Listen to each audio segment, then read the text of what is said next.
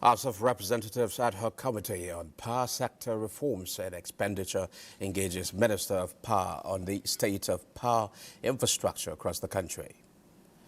Federal government accelerates work on Buruku-Wukari Link Bridge, a major corridor to stimulate economic activities in Benue and Taraba states. We have details of these and other stories on Panorama this afternoon. I am Musa Abubakar, your guide. Stay with us.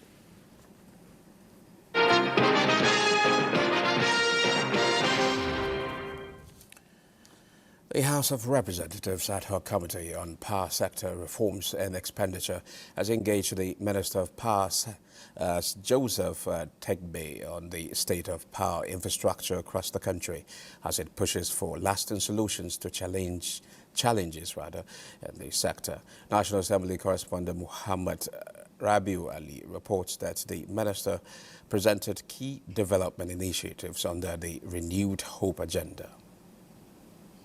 The probe of the power sector started in the 7th Assembly and has rolled over to the current Assembly to determine the effectiveness of the sector's privatization. More than $32 billion was expended to improve the sector, but the challenges persist.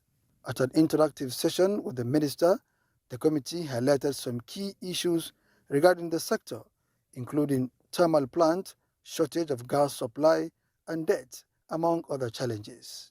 We still have challenge in evacuation and transmitting this, even the 5,000 megawatts to 7,800 megawatts we are talking about producing. Of course, the installed capacities is well over 13,000 megawatts. But what can only be produced is what can be perhaps evacuated. The minister briefed the committee on the efforts of the Tinubu administration to generate more power and create job opportunities. We're trying to solve a 50-year problem. Mr. President is confronting issues that others have ignored. And this is not the only area. The man is extremely bold and audacious. And I always tell him, if he could calm Atlantic Ocean, there's nothing insurmountable for him. The committee is expected to lay its report before the plenary after the investigation for consideration. From the National Assembly, Muhammad Rabiu Ali, NTA News. As Nigeria moves closer to one of its most significant policing reforms, the Nigerian police force is preparing its personnel for the possible implementation of state police. Francis Form reports that the force is focusing on building understanding, addressing concerns, and countering misinformation ahead of any constitutional changes. The debate over state police has remained a major issue in Nigeria's security discourse, with proponents advocating decentralized policing for improved local security, while opponents raise concerns over possible interference. At a sensitization workshop organized by the National Institute of Police Studies, the Inspector General of Police reaffirmed the Nigeria Police Force's commitment to supporting any constitutionally approved policing framework that enhances public safety, accountability, and national security. The federal government of Nigeria have made up their mind to have the state police, and it is our duty to assist them to achieve it. Security experts also assured participants that the proposed state police framework includes safeguards such as independent oversight and legal protections to prevent abuse and shield officers from unlawful political influence. There are several steps that need to be taken, and I think perhaps this is one of the first steps to allay their fear. They are told the facts as they are, and they can check up. They find time. Some of the modules in the workshop will look at the bill. The Nigeria Police Force says early preparedness and public enlightenment remain critical to ensuring that any transition strengthens policing and improves security. Francis Form, NTA News. Meanwhile, the Police Service Commission has handed over 50,000 newly recruited police constables to the Nigeria Police Force for training, marking another milestone in efforts to strengthen the nation's policing capacity. The Commission said the recruitment followed President Bola Ahmed Tinubu's directive and complied with all legal requirements. The list of successful candidates was officially transferred to the police for deployment to designated training institutions. Representing the Inspector General of Police, DIG Isiaku Muhammad commended the transparent recruitment process and assured that nationwide training will begin as soon as funds are released. The Ministry of Police Affairs and the PSC Secretary also praised the credibility of the exercise, describing it as the product of effective collaboration among stakeholders. There was a fire incident at the AY Shafa filling station in Gariki area of the Federal Capital Territory yesterday night, with some level of property destruction. Here's an update from our correspondent Oyeyemi Ajayi. When I spoke with some people about what happened, they said the event happened around 9 p.m., around past 9 p.m. Yesterday night. And immediately, the fire service, the Federal Fire Service, the FCT Fire Service, and other major agencies were on ground to actually put out the fire. And when I asked what eventually caused the inferno, they said that these tanker around here, while it was trying to offload the fuel. The fire started from this tanker. So we will be able to guide and protect other nearby buildings, because fire threatening to go burn to other buildings, but we try our best to see that everything goes amicably. Along the line, 3 of our fire officers injured. All right. Thank you very much. Also, Mr. Latif, I was one of the customers that were about buying fuel. I think he said his vehicle was already close to the pond before the whole thing happened. And unfortunately for him, his vehicle was also affected, but he tried driving the vehicle, but he can give a better account of what happened. Okay, good morning. My name is Latif. I came to get fuel yesterday when this tanker was trying to discharge the fuel. So I think there was a mistake from them. We saw fuel rushing towards where we were buying fuel, like water. So the next thing, I was now like talking to the attendants, please, let me just go. Before I could finish what I was saying, the next thing we heard boom from the tanker, then followed by this car. And before I could even move the other car, my second car was already on fire, so I have to drive it out with the fire. And I was able to control the situation about my own car. And looking at the side that the fire affected, this is the IRS tax office. It was actually, a part of it was actually affected. And also by the back there, you could see some of the effects of the fire.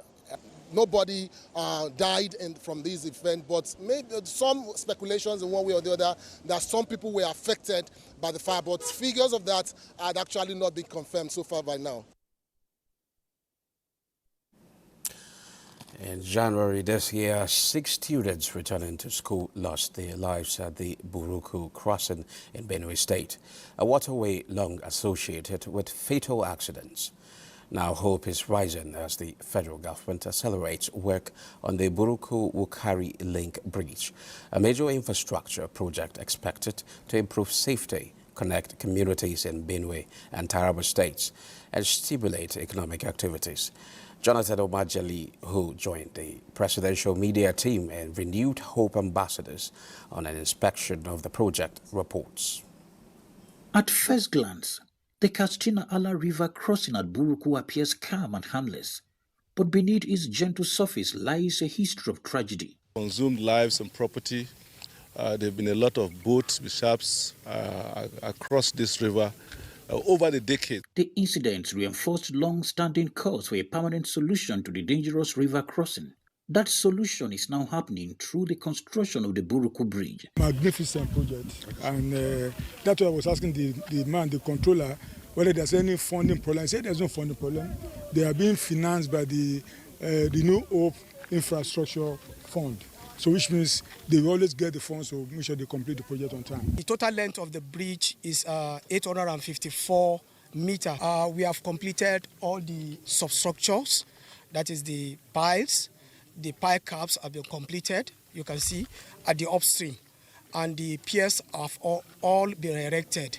Recent progress on the project has been strengthened by the payment of compensation to affected residents, clearing the way for accelerated construction. Benue State is Nigeria's food basket, and this project will not only enhance commerce, but also the movement of farm produce from this state to other parts of Nigeria. The people are already looking forward to the completion in 2027.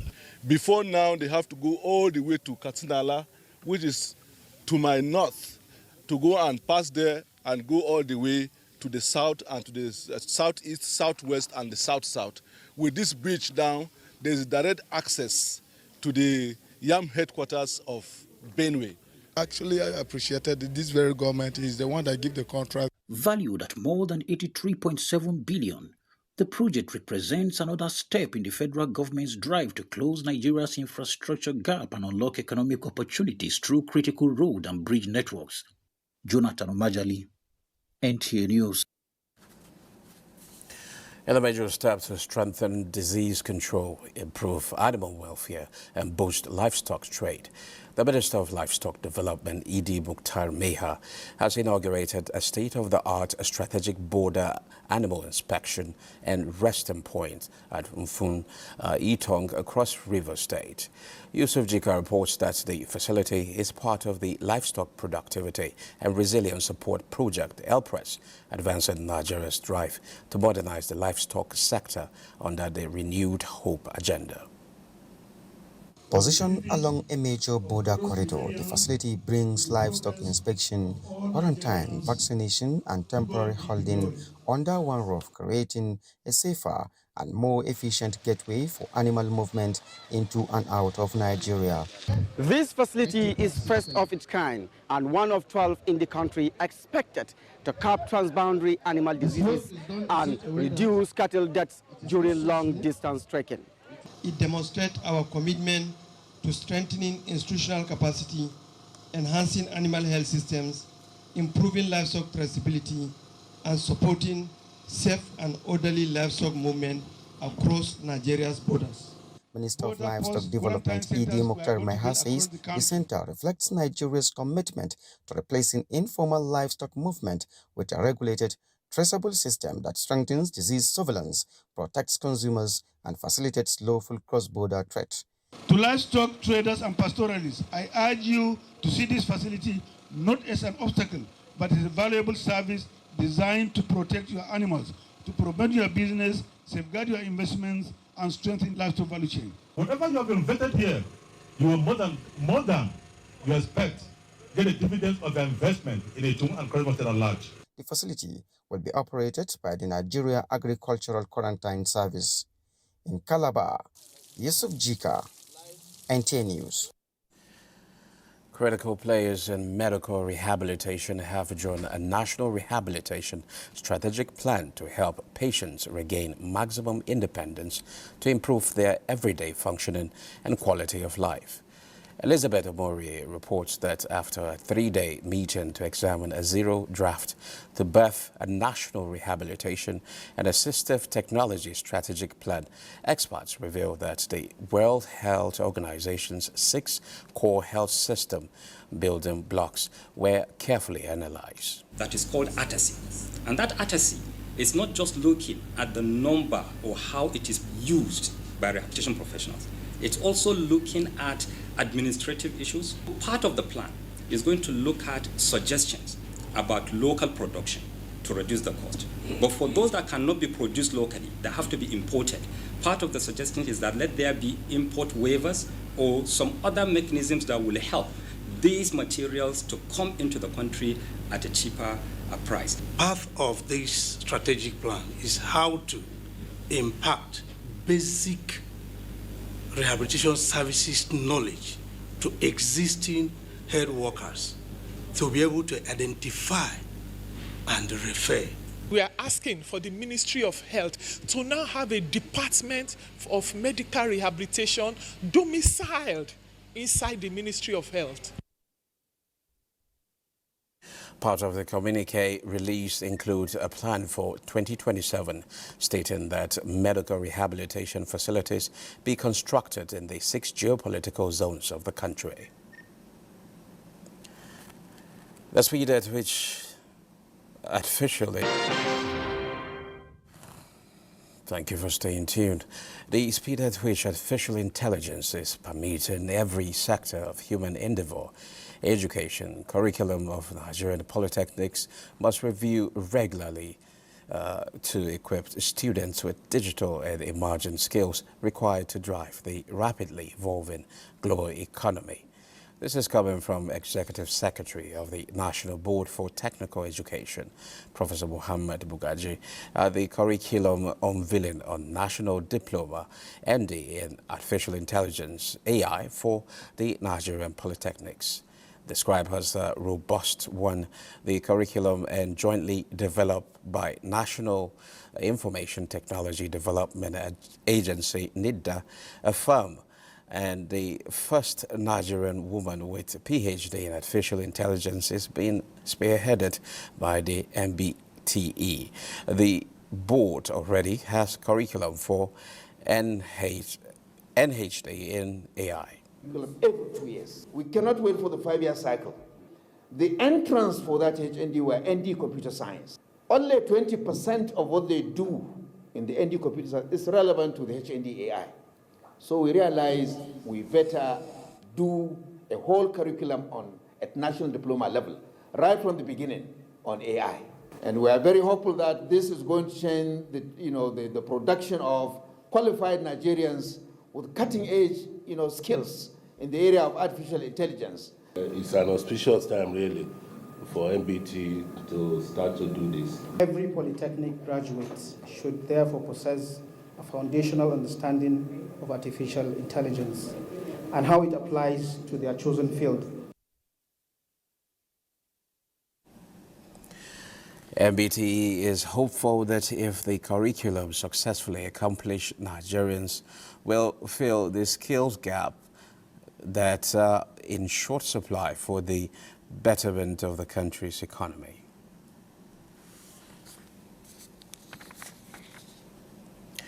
The Federal Ministry of Solid Minerals Development has reaffirmed its commitment to promoting strategic investments in Nigeria's mineral sector through its support for the maiden edition of the Nigeria Now Global Investors Expo 2026, scheduled to hold on November 19th and 2026 at the Bola Ahmed Tinubu International Conference Center, Abuja.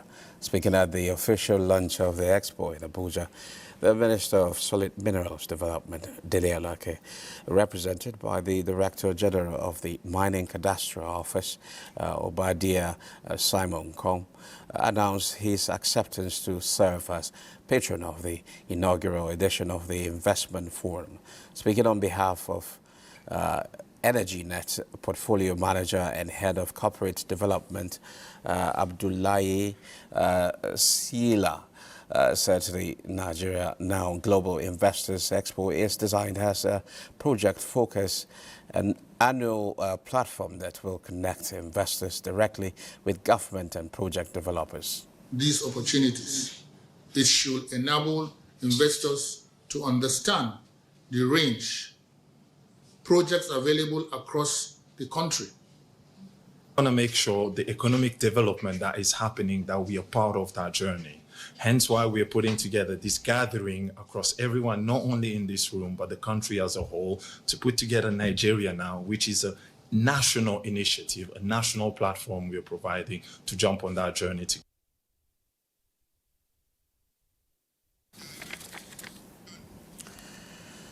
Can fresh ideas shape a better future for Nigeria? That conversation is bringing together policy experts, innovators, youth leaders and development stakeholders in Abuja for the Future Cast Conference, where attention is shifting from simply diagnosing national challenges to designing practical pathways for progress. Correspondent Ibrahim Danghamidu reports that nations are rarely transformed by a single breakthrough, but by quality of conversations that become collective action. Lagos State Governor Babajide Sanwo-Olu and Akwa Ibom counterpart Umo Eno have commended the economic reforms of President Bola Ahmed Tinubu, saying the renewed hope agenda is beginning to yield positive results across key sectors of the nation's economy. The governors made the remarks at the 100th anniversary celebration of the Yoruba Tennis Club in Onikan, Lagos. Political leaders, captains of industry and other stakeholders from Akwa Ibom and Lagos states gathered at the Yoruba Tennis Club, Onikan, Lagos, to celebrate the club's 100th anniversary, delivering the centenary lecture on the theme Democracy and the Imperative of Good Governance, renewing hope in challenging times. Akwa Ibom State Governor Pastor Umo Basi Eno urged Nigerians to remain hopeful, saying the renewed hope agenda is gradually delivering positive results. The macroeconomic stability is seen. Federal allocations to states have risen substantially, which is precisely why subnational governments can now attempt projects that were unthinkable 5 years ago. Nigeria needs more institutions that build bridges rather than barriers. Ultimately, the future of our democracy will be shaped not only by those who occupy public offices, but by the quality of our institutions, the strengths of our value. Members of the Yoruba Tennis Club described the lecture as an opportunity to reflect on Nigeria's democratic journey and promote transparency, accountability, and good governance. The tradition of enjoying social life with academics, intelligence, as well as contributing solidly to public debates and public policy. The event featured an interactive session on sustaining renewed hope amid the nation's economic challenges. In Lagos, SC Onwamaka, NT News. Now to sport, let's join Eniojo Adiku for trending stories in the sporting world.